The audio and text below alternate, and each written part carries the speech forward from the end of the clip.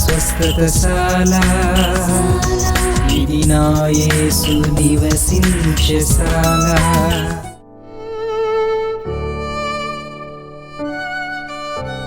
ఈ ఉదయం దేవుని వాగ్దానం. ప్రభు సన్నిధిలో చేరిన మనమందరం కూడా దేవుడిచ్చిన మాటకు తల వంచి రెండంతల ఆశీర్వాదం పొందాలని దేవుడు కోరుకుంటూ ఉన్నాడు. ద్వితీయోపదేశకాండవ అధ్యాయం 1వ వచనాన్ని చదువుకుందాం.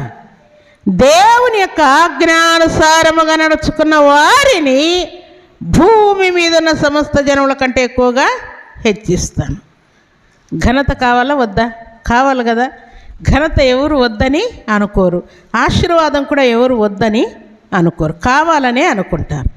అయితే మనం చదువుకున్న మాటలో నా ఆజ్ఞానుసారముగా నడుచుకుంటే భూమి మీద ఉన్న సమస్త జనుల కంటే ఎక్కువగా హెచ్చిస్తాను. భూమి మీద ఉన్నవారు అంటే ప్రపంచంలో ఉన్న వారి కంటే అని అర్థం చెప్పుకోవాలి. అలాగే నీ ఇంటి వారి కంటే, నీ బంధువుల కంటే, నీ రక్త సంబంధికుల కంటే, నీ ఫ్రెండ్స్ కంటే, నీ వారి కంటే కూడా ఎక్కువగా నేను హెచ్చిస్తానని దేవుడు సెలవిస్తున్నాడు.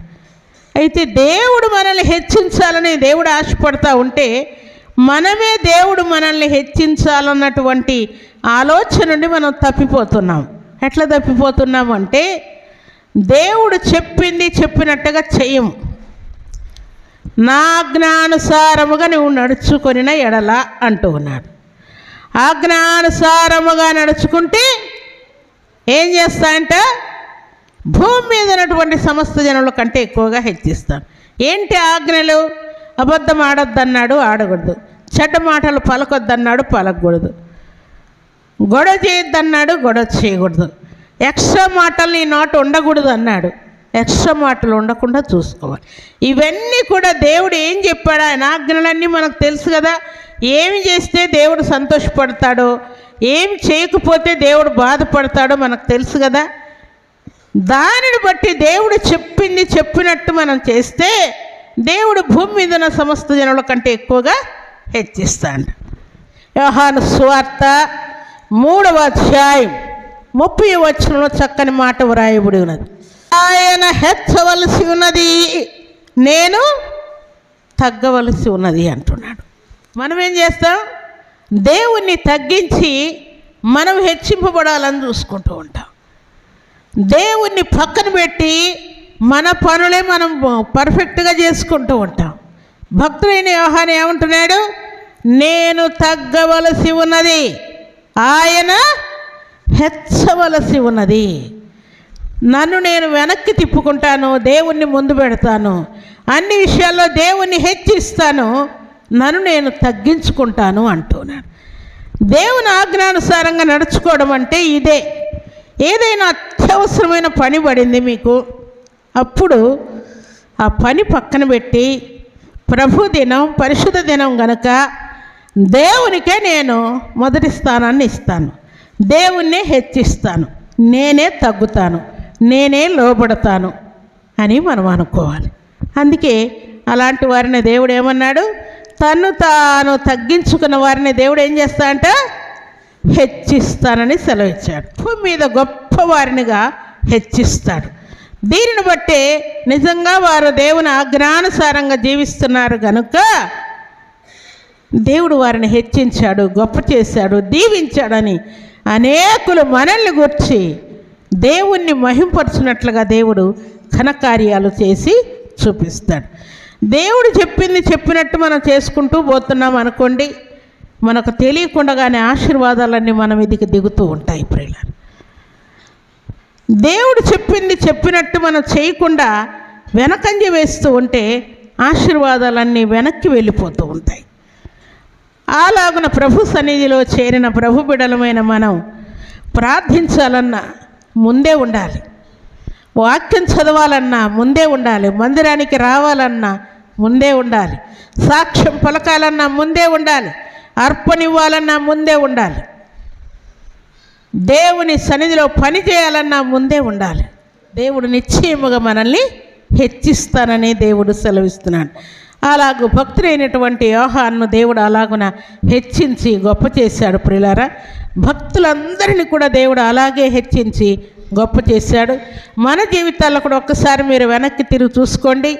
దేవుణ్ణి మీరు ఎరగనప్పుడు మీ పరిస్థితి ఏంటి, దేవుణ్ణి తెలుసుకున్న తర్వాత మిమ్మల్ని దేవుడు ఎలాగో దీవించాడన్న సంగతి మీరే జ్ఞాపకం చేసుకోండి. మిమ్మల్ని దేవుడు ఎంత దీవించాడు. కాబట్టి ప్రభు సన్నిధిలో చేరిన ప్రభు బిడ్డలమైన మనం దేవుని ఆజ్ఞానుసారంగా మీరు నడుచుకుంటూ ఉన్నారంటే తప్పకుండా ఏదో ఒక దినాన మీరు హెచ్చింపబడతారంతే. దేవుడు మిమ్మల్ని హెచ్చించడానికి ఎంతో ఆశతో ఎదురు చూస్తూ ఉన్నాడు. నన్ను నమ్మిన వారిని నేను విడువను, ఎడబాయనని ఎదురు చూస్తున్నాడు. పర్వతములు తొలగిపోయిన మెట్టలు తత్తరిల్ల నా కృప నిన్ను విడిచిపోదంటూ ఉన్నాడు. నిన్ను కాపాడువాడు కొనకడు నిద్రపోడని కూడా దేవుడు సెలవిస్తున్నాడు. ఇవన్నీ మనల్ని హెచ్చించడానికి దేవుడు ఈ సంగతులు మనకు తెలియజేస్తున్నాడు. మనకు ఘనతనిచ్చినందుకు, దీవెనిచ్చినందుకు, ఆశీర్వాదాలు ఇచ్చినందుకు, దురాత్మ శక్తుల నుండి తోలివేసినందుకు, చేతబడి శక్తుల నుండి విడిపించినందుకు, నీకు దేవుని కంచె ఉంచినందుకు, నిన్ను కాపాడుతూ ఉన్నందుకు ఆయనకేమిచ్చినా కూడా తక్కువే. ప్రియులారా, ప్రతి ఉదయమున నీకు ఘనతనివ్వాలని దేవుడు చూస్తున్నాడు. ప్రతి మధ్యాహ్నము నీకు ఘనతనివ్వాలనే దేవుడు చూస్తున్నాడు. ప్రతి రాత్రి నీకు ఘనతనివ్వాలనే దేవుడు చూస్తున్నాడు. గడియ గడియ నీకు ఆశీర్వాదకరంగా ఉండాలని పరిశుద్ధాత్మ దేవుడు కోరుకుంటూ ఉన్నాడు. కాబట్టి ప్రభు సన్నిధిలో చేరిన మనమందరం కూడా దేవుడిచ్చినటువంటి మాటకు తల వంచుదాం.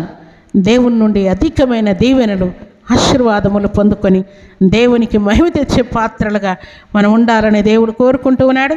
అలాంటి కృపా భాగ్యం సర్వశక్తిమంతుడైనటువంటి దేవాతి దేవుడు సర్వ సమృద్ధిగా మనందరికీ అనుగ్రహించి ఆశీర్వదించునుగాక. ఆమేన్. ప్రార్థన చేసుకుందాం.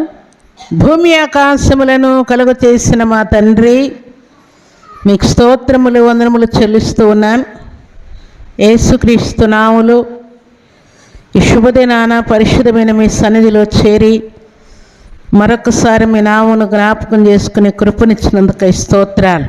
ఈ ఉదయకాల దీవెనలు సమృద్ధిగా మీ కృపలో నుండి మా అందరికి అనుగ్రహించి మీరే మహిమ, ఘనత, ప్రభావాలు పొందినందుకై స్తుతిస్తూ మమ్మల్నందరినీ మీరు ప్రేమించి చేసిన సకలమైన మేలుడు ఉపకరణ బట్టి కీర్తిస్తూ ఉన్నానయ్యా. మీకు స్తోత్రం.